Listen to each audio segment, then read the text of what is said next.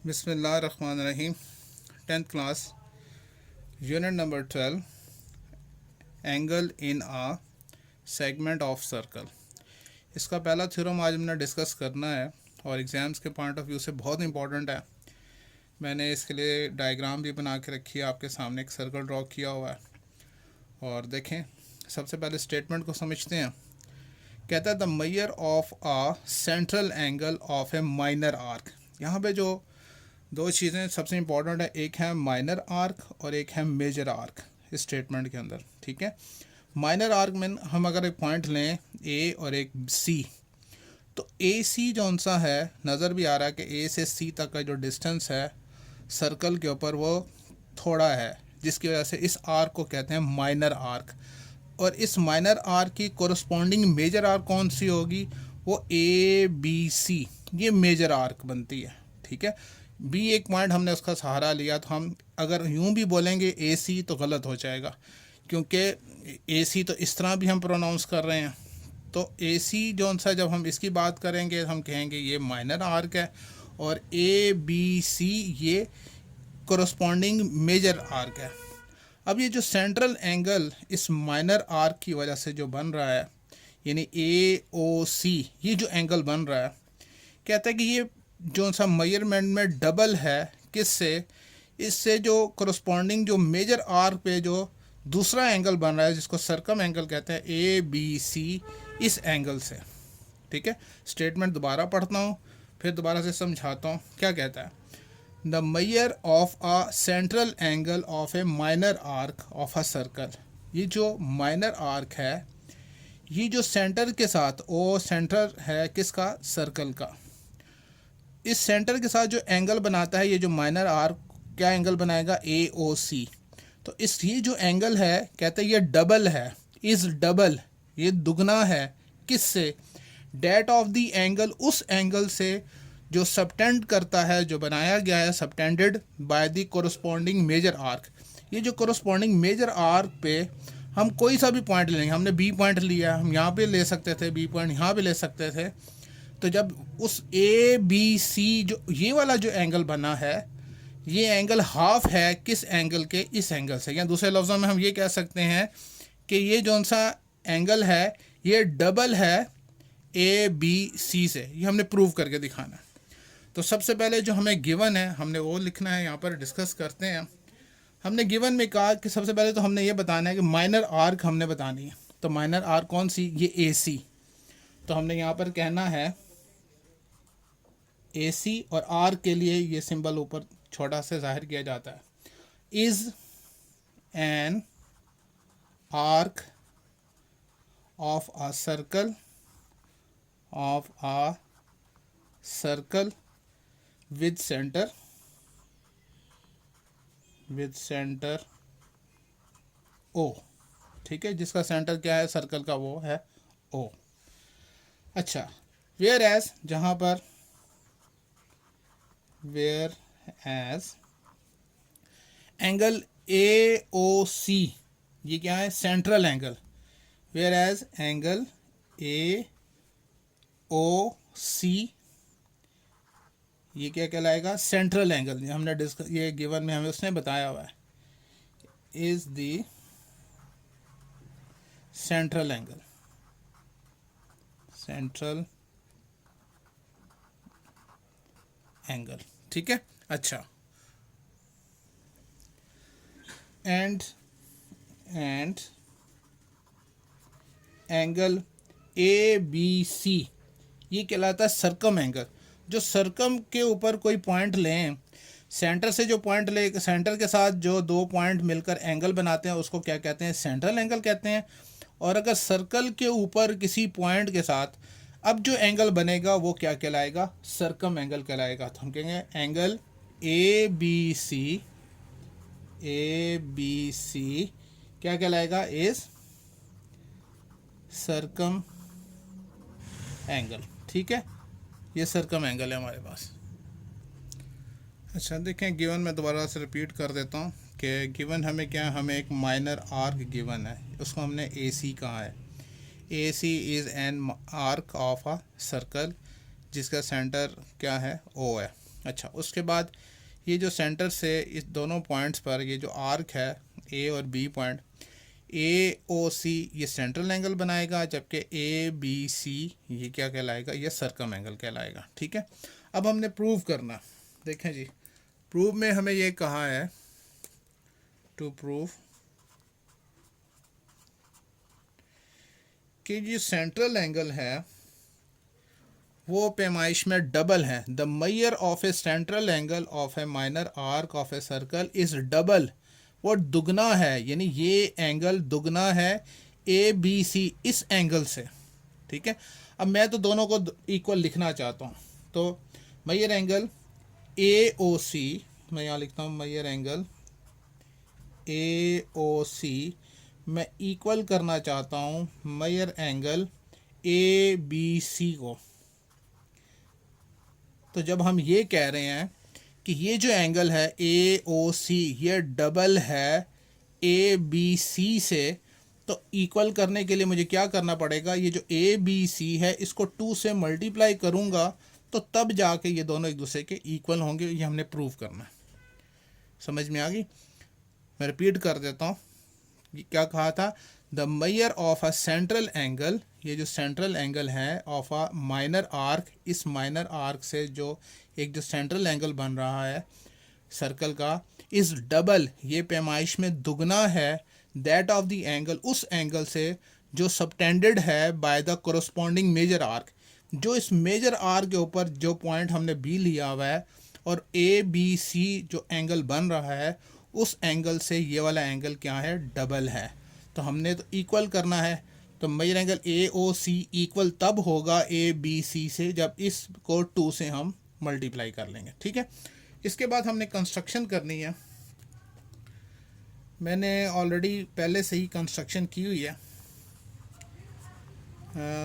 Construction में हमने क्या किया, कंस्ट्रक्शन में हमने ज्वाइन कर दिया बी को डी के साथ, बी को पहले ओ के साथ ज्वाइन किया, फिर उसको प्रोड्यूस कर दिया सर्कल के ऊपर कोई एक और पॉइंट डी तक।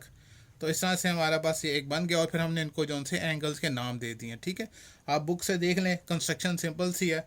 मैं लिख देता हूँ यहाँ पर कि join B with O, join B with O, ठीक है, एंड प्रोड्यूस इट, और फिर बी को ओ के साथ ज्वाइन करके आपने प्रोड्यूस करना है कहाँ तक, and produce it to meet the circle at point कहाँ पर, डी तक। क्लियर हो गया? उसके बाद हमने इनको एंगल्स देख के नाम दे देने हैं 1 2 3 4 5 6।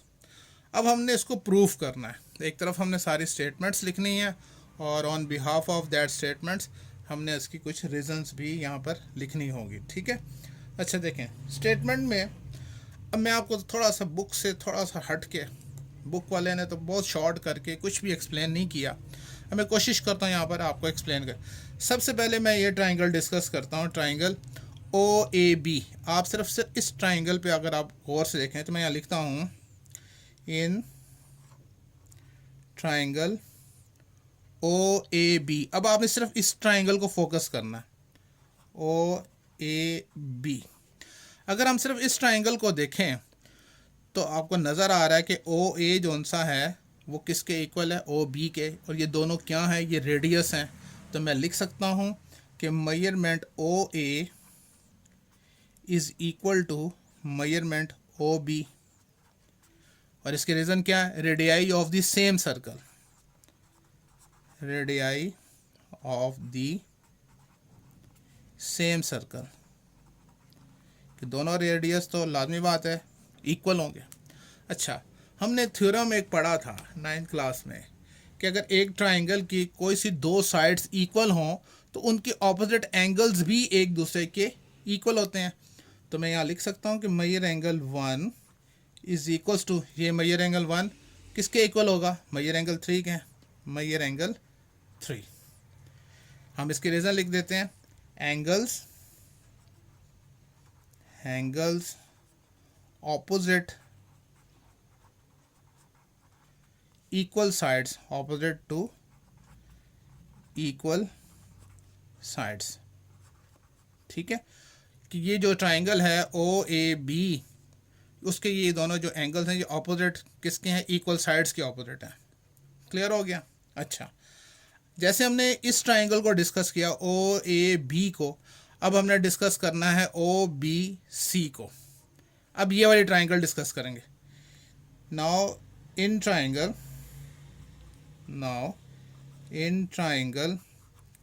ओ बी सी, या ओ ए बी का था तो ओ सी बी कर लें, कोई इससे कोई ओ सी बी। उसी तरह से जब हमने इस ट्राइंगल के बारे में बात की थी कि ओ ए बी में या ओ ए और ओ बी दोनों बराबर हैं, तो हमने भी यहाँ पर यही करना है कि मेजरमेंट ओ सी ये इक्वल टू किसके है, मेजरमेंट ओ बी के। क्लियर हो गया। अब इस ट्राइंगल के अंदर जब ये साइड और ये साइड इक्वल है, यानी ये दोनों क्या रेडियस हैं बेसिकली इस सर्कल के, पहली बात है तो इसके हम रीजन लिख सकते हैं, radii of the same circle. ठीक हो गया। तो इनके जो ऑपोजिट एंगल्स हैं वो भी इक्वल होंगे। हम कह सकते हैं कि मेजर एंगल 2 जो सा है वो इक्वल टू किसके है, मेजर एंगल 4, यानी measure angle 2 is equals to measure angle 4। ठीक हो गया। इसकी रीज़न भी वही है, opposite angles opposite to equal sides. Angles, ये एंगल्स हैं किसके ऑपोजिट ऑफ या टू इक्वल साइड्स। ठीक हो गया। अच्छा, अब दोनों ट्राइंगल डिस्कस हो गई। अच्छा, अब जो पहली वाली ट्राइंगल है उसका एक्सटीरियर एंगल नज़र आ रहा है, एक्सटर्नल एंगल वो 5 नज़र आ रहा है। ठीक है, अब इसको डिस्कस करते हैं कि हम ये जानते हैं कि मेजर एंगल 5 जो सा है, now measure angle 5 that will be equal to जो इसके जो ऑपोजिट एंगल्स हैं, एंगल ये एक्सटीरियर एंगल 5 है ना, तो इसका ऑपोजिट एंगल 1 है और ये 3 है, ये इसका एडजेसेंट है, और ये दोनों क्या कहलाते हैं, नॉन एडजेसेंट है। ये जो एक्सटर्नल एंगल होता है ये अपने नॉन एडजेसेंट इंटरनल एंगल के सम के इक्वल होता है। यानी मेजर एंगल 5 जो सा है वो इक्वल टू है measure angle 1 plus measure angle 3 plus measure angle 3। ठीक है, जो एक्सटर्नल एंगल होता है वो इक्वल टू होता है, external angle is equal to the sum of the opposite internal angle. उन जो इसके जो ऑपोजिट इंटरनल एंगल्स हैं वो ये यहाँ इनको नॉन एडजेसेंट एंगल्स भी कहते हैं। ठीक है, जो एक्सटर्नल एंगल है इज इक्वल टू, यहाँ इसके रीज़न लिख देते हैं यहाँ पर कि एक्सटर्नल एंगल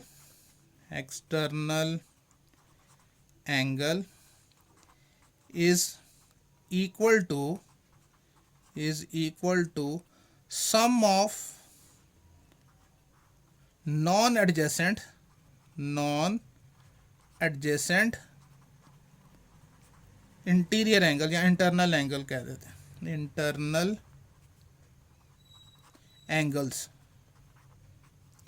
यानी ये 5 जो सा है ये इक्वल टू किसके होगा, measure angle 1 plus measure angle 3 के। ठीक हो गया। ऊपर तो हम ये कह रहे थे मेजर एंगल 1 और मेजर एंगल 3 क्या है, दोनों एक दूसरे के इक्वल हैं, तो हम 1 की जगह 3 लिख सकते हैं। यानी मैं यहाँ लिख सकता हूँ measure angle 5 is equals to measure angle 3 plus measure angle 3। और इसकी रीज़न जो सी है वो हम लिख सकते हैं, सॉरी इसकी रीज़न मुझे लिखनी चाहिए थी, चलो मैं यहाँ लिख देता हूँ, बिकॉज क्या कि मेजर एंगल 1 जो सा है वो इक्वल टू किसके हैं, मेजर एंगल 3 के। तो समझ में आ गई। यानी जो मेजर एंगल 5 है वो इक्वल टू है measure angle 1 plus measure angle 3। हम मेजर एंगल 1 की जगह मेजर एंगल 3 क्यों लिख रहे हैं, कि ऊपर हम प्रूव कर चुके हैं कि 1 तो 3 के इक्वल था। तो इसका मतलब क्या हुआ कि मेजर एंगल 5 इन दोनों को प्लस करें तो 2 मेजर एंगल 3 आ जाएगा। इसको मैं इक्वेशन 1 का नाम दे देता हूँ। समझ में आ गई। पहले हमने इस ट्राइंगल को डिस्कस किया, ये दोनों एंगल इक्वल किए, फिर हमने इस ट्राइंगल को डिस्कस किया और ये दोनों एंगल इक्वल किए, फिर हम पहले वाले ट्राइंगल का जो एक्सटर्नल एंगल था उसको इक्वल किया, जो इंटरनल एंगल के सम के इक्वल होता है, और साथ ही हमने कहा कि ये 3 एंगल 1 तो 3 के इक्वल होता है, तो हमने ये बना लिया, इसको इक्वेशन 1 का नाम दे दिया। सिमिलरली बिल्कुल इसी तरह से अब इस एक्सटर्नल एंगल की बात करें, मेजर एंगल 6 की बात करें, तो मेजर एंगल 6 किसके इक्वल होगा? वो इक्वल टू किसके होगा? Measure angle 2 plus measure angle 4 के। Measure angle 2 plus measure angle 4 के। सेम रीज़न यही है, external angle is equal to sum of non adjacent internal angle. वो हमने यहाँ पर इसकी रीज़न ये लिखनी होगी। मैं थोड़ा सा एडजस्ट करके लिख सकते हैं, दोबारा लिख देते हैं कि जो एक्सटर्नल एंगल है, external angle is equal to sum of non adjacent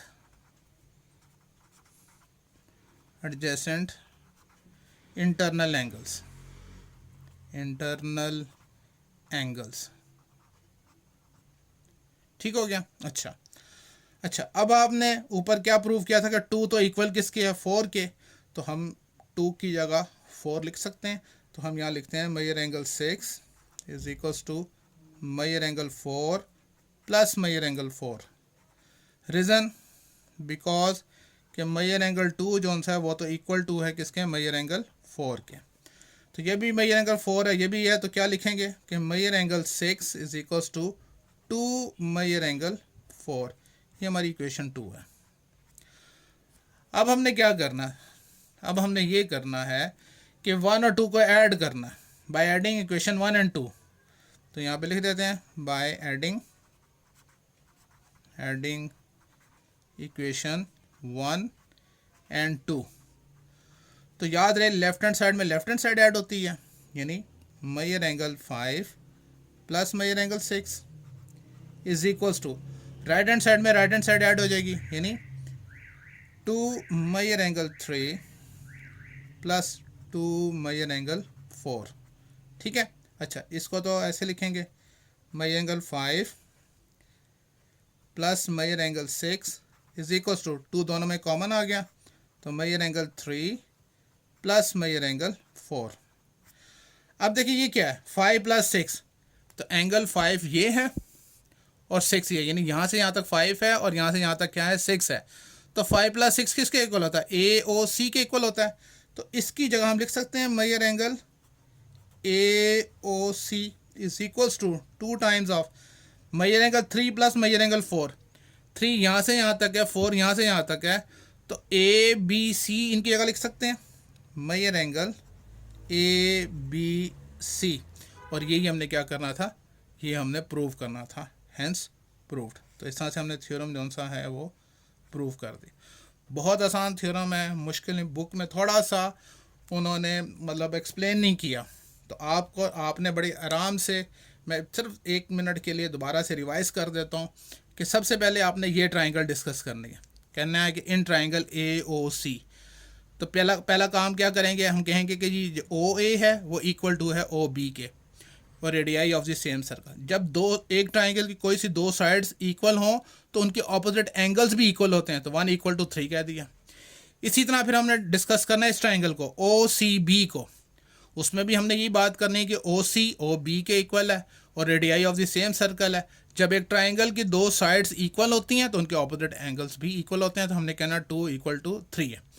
फिर वापस हमने इसी ट्राइंगल पे आया ना, हमने कहना कि ये जो एक्सटर्नल एंगल 5 है, ये जो नॉन एडजेसेंट इंटरनल एंगल है 1 और 3, इन दोनों के सम के इक्वल होता है। हमने यहाँ पे कहा 5 इक्वल टू 1 प्लस 3। ऊपर हम कह चुके हैं 1 तो 3 के इक्वल है, तो 1 को की जगह 3 लिख देंगे, इन दोनों को ऐड करेंगे तो ये आ जाएगा। इसी तरह से यहाँ पे भी बात करनी है कि ये जो एक्सटर्नल एंगल है ये अपने नॉन एडजेसेंट इंटरनल एंगल के सम के इक्वल है। तो हमने यहाँ पर ये कहा 6 इक्वल टू 2 प्लस 4, और ऊपर हमने कहा था 2 तो इक्वल टू 4 के है, तो 2 की जगह 4 डाल दिया, दोनों को ऐड करना 2 मेजर एंगल 4। एक हमारे पास इक्वेशन ये बन गई 1 और दूसरी इक्वेशन बन गई ये 2। अब हमने 1 और 2 को क्या करना है? मैं यहाँ पे निशान लगा देता हूँ आपको समझाने के लिए कि ये 1 है और ये 2 है। अब हमने इन दोनों को क्या करना है? ऐड करना है। ऐड में क्या होगा लेफ्ट हैंड साइड में लेफ्ट हैंड साइड ऐड करेंगे, राइट हैंड साइड में राइट हैंड साइड ऐड करेंगे, दोनों में 2 कॉमन ले लेंगे। और 5 + 6 किसके इक्वल होता है? 5 + 6 इक्वल है ए ओ सी के इक्वल है, उसकी जगह ये लिख दिया। और 3 + 4 किसके इक्वल है? ए बी सी के, और यही हमने क्या प्रूफ करना है। उम्मीद है आपको समझ में आ गई होगी। ओके बेटे, अल्लाह हाफिज़, take care all of you.